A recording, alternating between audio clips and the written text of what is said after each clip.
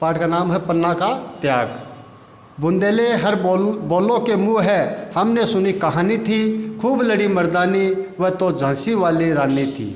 ये पंक्तियाँ गुनगुनाता हुआ खूबीलाल घर में आया और जैसे ही अपना बस्ता मेज पर रख कर लौटना चाहा तो देखा कि जिज्जी खिड़की के पास बैठी हुई बड़े ध्यान से कोई पुस्तक पढ़ रही है। जिज्जी, जिज्जी, ओ जिज्जी, हाँ आ गए खूबी, हाँ आ गया।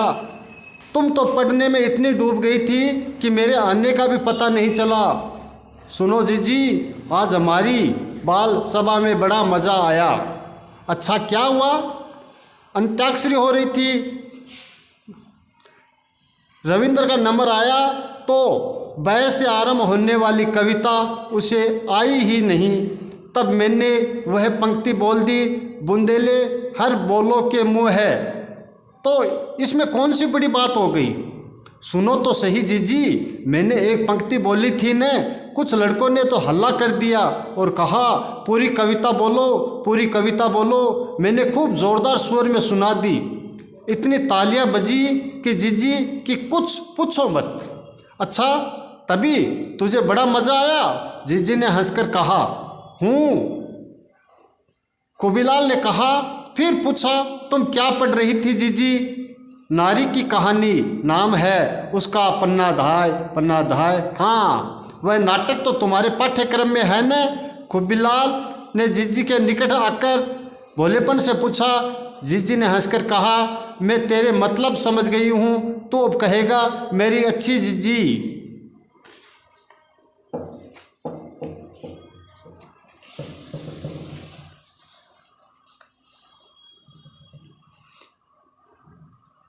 मुझे उस नाटक की कहानी सुना दो ने।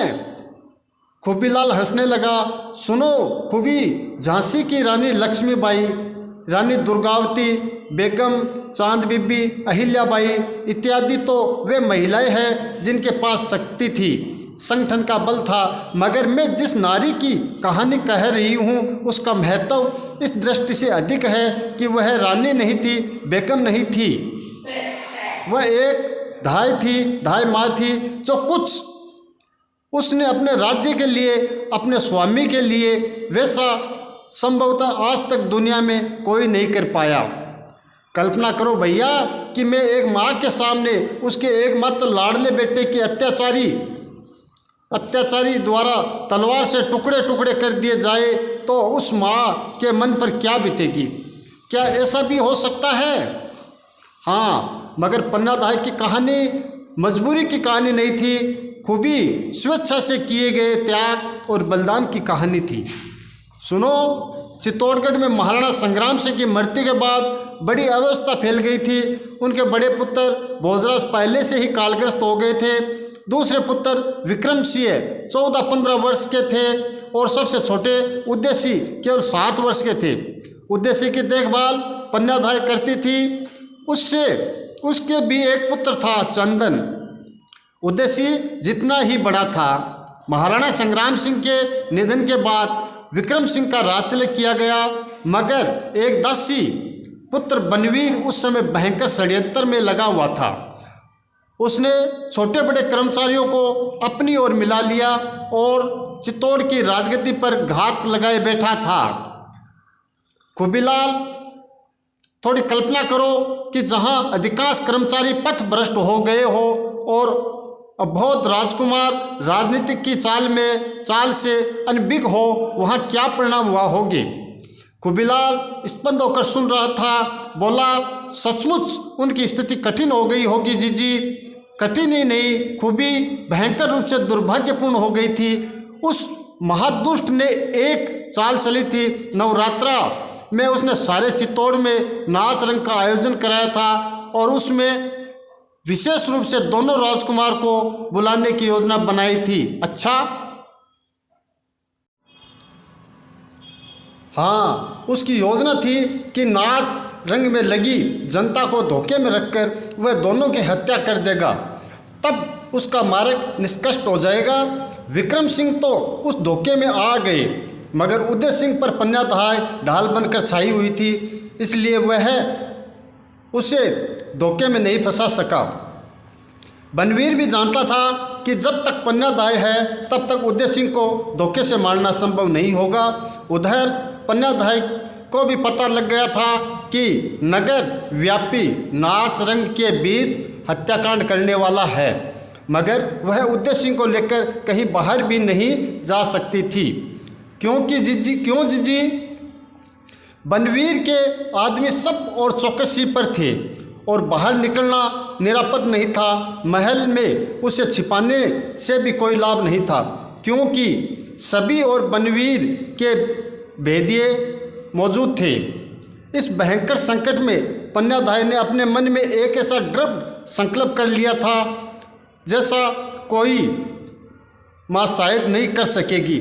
उसने उदय सिंह को नाच रंग में नहीं जाने दिया था, इसलिए वह रूठकर रसोई घर में भी सो गया था।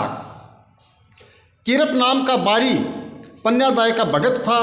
वह महलों से जूठी पतले इकट्ठी करके ले जाने का काम करता था।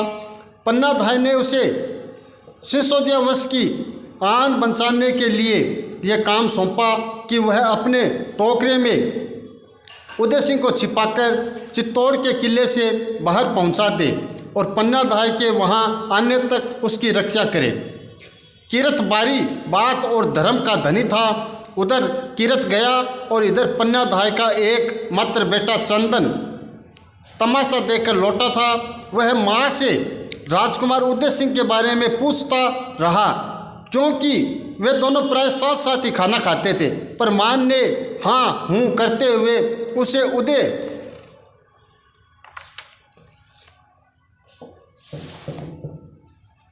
उदय सिंह के शयन कक्ष में ही लाकर खाना खिलाया, प्यार किया।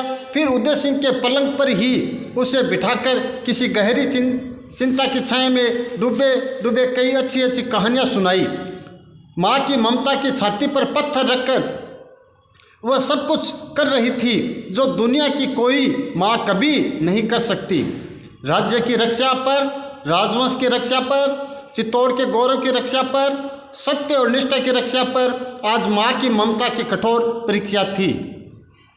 बहुत चंदन माँ के दुलार की छाया में शीघ्र ही निंद्रामग्न हो गया और सो गया।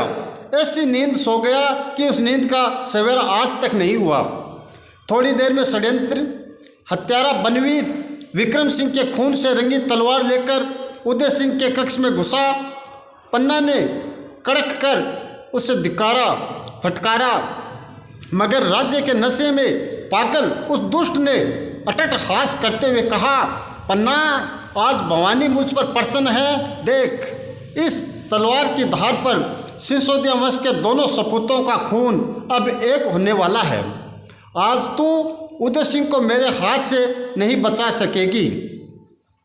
एक बार माँ की ममता ने सिर उठाया और पन्ना बनवीर के सामने गिड़गिड़ाने लगी, अरे नीच पातकी, अबोध बालकों की हत्या करके तू क्या बहादुरी बखानता है। तू उदय सिंह की हत्या न कर, मैं उसे लेकर कहीं दूर चली जाऊंगी। कुछ तो दया कर। मगर बनवीर का अटट हास सुनकर उसका क्षत्रियत्व जाग उठा और वह कटार लेकर बनवीर पर टूट पड़ी। भाग्य दुष्टों का भी साथ देता है। खुबी कटार का वार बचाकर और क्रोध से फुंफकारते हुए बनवीर ने पलंग पर सोए बच्चे पर तलवार चला दी। पलंग पर से चीख तक नहीं उठी। माँ के कलेजे को भेद कर जो चीख उठी वह आज भी चित्तौड़ के खंडरों से गूंज रही होगी।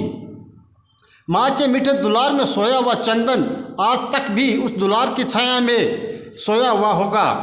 खूबी जीजी आगे कुछ कह नहीं सकी। उसका गला भर आया था, आंखों से आंसू झर रहे थे। खूबीलाल की आंखों में भी आंखें भीतर हो गई थी।